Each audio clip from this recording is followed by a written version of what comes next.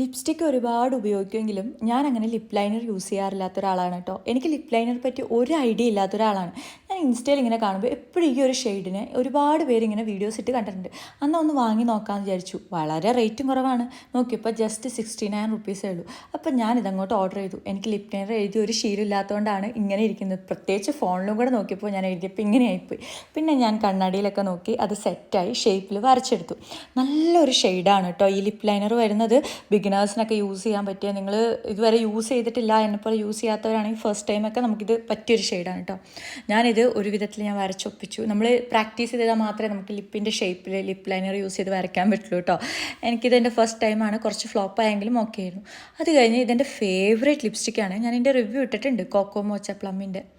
ഇതും കൂടെ അതിൽ ലെയർ ചെയ്ത് കഴിഞ്ഞപ്പോൾ ഓ മൈ ഗോഡ്, എൻ്റെ ഫേസിലെ എക്സ്പ്രഷൻ കാണുമ്പോൾ നിങ്ങൾക്ക് അറിയാൻ പറ്റൂലേ, അത്ര ബ്യൂട്ടിഫുൾ ആയിരുന്നു. ഞാനിത് സാധാരണ ഞാൻ വെറുതെ ഇത് ഇടുമ്പോൾ ഇങ്ങനത്തെ ഒരു ഷെയ്ഡല്ല എനിക്ക് കിട്ടാറ്. പക്ഷേ ഇത് ആ ഒരു ലിപ്പ് ലൈനർ യൂസ് ചെയ്ത് വരച്ച് കഴിഞ്ഞിട്ടപ്പം വേറൊരു ഷെയ്ഡായി മാറി. വളരെ ബ്യൂട്ടിഫുൾ ആയിരുന്നു. നല്ലൊരു ന്യൂഡ് കോക്കോ ഷെയ്ഡായിട്ട് മാറിയിട്ടുണ്ടായിരുന്നു.